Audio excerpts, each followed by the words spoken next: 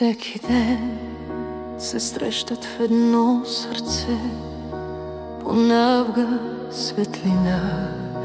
понавга мрак.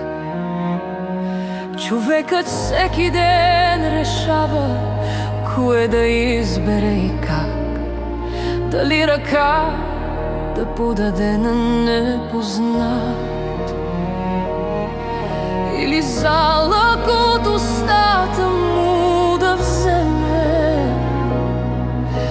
когато в очите двамата се взрат по пътя на доброто или злото да поемат.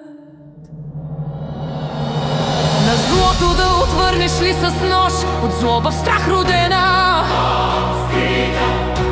скрита зад очите, когато да простиш решиш, а